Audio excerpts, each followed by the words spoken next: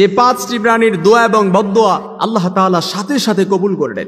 কখনো এদের আঘাত করবেন না, কষ্ট দিবেন না। আমাদের আশেপাশে এমন অনেক প্রাণী আছে যাদেরকে আমরা মনের অজান্তেই কষ্ট দিয়ে ফেলি কিংবা আঘাত করে ফেলি, অথচ এদের বদদোয়া স্বয়ং আল্লাহর আরশ অব্দি পর্যন্ত পৌঁছে যায়, যার কারণে আপনি ধ্বংস হয়ে যেতে পারেন। এটা আমার কথা নয়, সাইয়েদনা সুলাইমান আলাইহিস সালাম পশু পাখিদের ভাষা বুঝতেন। এই ক্ষমতা আল্লাহ তাআলা তাকে দিয়েছিলেন। সাইয়েদনা সুলাইমান আলাইহিস সালাম আল্লাহর কাছে বলেছিলেন, দোয়া করেছিলেন, আল্লাহ আপনি আমাকে এমন ক্ষমতা দেন যা ইতিপূর্বে এবং কিয়ামত পর্যন্ত আপনি কাউকে দেন নাই এবং দিবেনও না। আল্লাহ তাআলা সাইয়েদনা সুলাইমান আলাইহিস সালামের দোয়া কবুল করেছিলেন। সাইয়েদনা সুলাইমান আলাইহিস সালাম বলেন, যে প্রাণীর দোয়া এবং বদদোয়া আল্লাহ তাআলা সাথে সাথে কবুল করে নেন, এর প্রথম নাম্বারই হচ্ছে কবুতর। কবুতর এটা এমন প্রাণী যে প্রাণী নবীদেরকে খুব বেশি ভালোবাসতেন এবং কবুতর সবচাইতে বেশি আল্লাহর ইবাদত এবং জিকির করে থাকে। এমনকি বলা হয়ে থাকে কবুতর যতক্ষণ পর্যন্ত জাগ্রত থাকে ততক্ষণ আল্লাহর জিকির এবং ইবাদতে মশগুল থাকে। এজন্য আপনি দেখবেন অন্যান্য পাখিদের তুলনায় কবুতর সবচাইতে বেশি উঠতে পারে।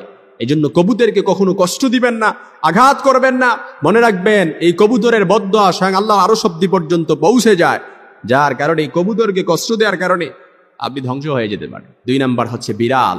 বিড়াল এটা পবিত্র প্রাণী। আমরা জানি বিড়াল, আল্লাহ রাসূল সাল্লাল্লাহু আলাইহি সাল্লাম বিড়ালকে অত্যন্ত বেশি ভালোবাসতেন। এমনকি বিড়ালকে প্রিয় নবী সাল্লাল্লাহু আলাইহি সাল্লামের প্রাণীও বলা হয়।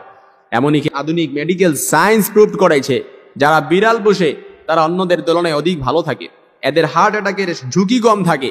এমনকি শুধুমাত্র বিড়ালের প্রতি ভালোবাসা থাকার কারণে এক সাহাবীর উপাধি স্বয়ং বিশ্বনবী মুহাম্মদ সাল্লাল্লাহু আলাইহি সাল্লাম দিয়েছিলেন বিড়াল ছানার পিতা।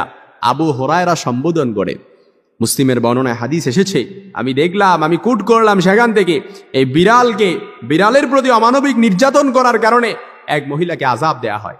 এই মহিলা বিড়ালকে বেঁধে রেখেছিল, তাকে আহার করায়নি এবং ছেড়েও দেয়নি যেন বিড়াল অন্য জায়গা থেকে কিংবা অন্য জমিনের অন্য পোকামাকড় থেকে আহার সংগ্রহ করে খেতে পারে। এজন্য এই বিড়াল এটা হচ্ছে পবিত্র প্রাণী। যে ব্যক্তি বিড়ালকে কষ্ট দিবে, আঘাত করবে, মনে রাখবেন সে ধ্বংস হয়ে যেতে পারে শুধুমাত্র বিড়ালের বদদোয়ার ফলে। 3 নাম্বার চড়ুই পাখি। চড়ুই পাখিকে আল্লাহ তাআলা অধিক পছন্দ করে। 4 নাম্বার হচ্ছে কুকুর। সংক্ষিপ্ত করে বলে দিচ্ছি, কুকুর এটা এমন প্রাণী, মানুষ মনে করে যে কুকুর হয়তো নাপাক প্রাণী। কুকুর নাপাক নয়, বরং কুকুরের লালা নাপাক। কুকুর পালন করা হারাম নয়। আপনি অবৈধ কাজ কিংবা অবৈধ জিনিস খোঁজার ক্ষেত্রে কিংবা আসামি খোঁজার ক্ষেত্রে আপনি কুকুর শিকার করে কিংবা প্রশিক্ষণ দিয়ে আপনি কুকুর পালন করতে পারেন, কোনো সমস্যা নেই। মনে রাখবেন কুকুর এটা এমন প্রাণী যেটা প্রভুভক্ত হয় এবং বিশ্বস্ত প্রাণী হয়। এই জন্য আমরা অনেকে কুকুরকে কষ্ট দিয়ে থাকি, মনে করি যে কুকুর যেহেতু হারাম, কুকুর নাপাক প্রাণী, তাই তাকে কষ্ট দিলে হয়তো গুনাহ হবে না। মনে রাখবেন কোরআন আল কারীমে কুকুর সম্পর্কে সূরা কাহাফে আসহাবে কাহাফের সেই যুবকদের সঙ্গী এক কুকুরের কথা বর্ণনা করেছেন, যে কুকুর নেক বান্দাদের সাথে সম্পর্ক রাখার কারণে আল্লাহ তাআলা জান্নাতে যাবে। সুবহানাল্লাহ বিহামদি। এজন্য 5 নাম্বার হচ্ছে পিঁপড়া। পিঁপড়া এটা এমন প্রাণী যেটা শুধু ক্ষুদ্র প্রাণীই নয়, এটা মানুষের মতো জীবনযাপন করে, মানুষের মতো পরিকল্পনা করে, পরামর্শ বৈঠক করে।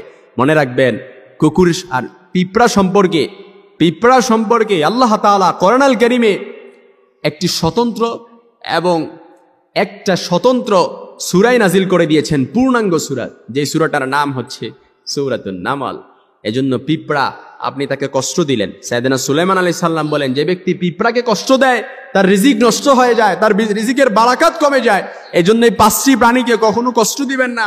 মনের অজান্তে কষ্ট দিয়ে ফেললে আল্লাহ তাআলার কাছে তওবা করে নেবেন, মাফ চেয়ে নেবেন, আল্লাহ তাআলা মাফ করেও দিতে পারে।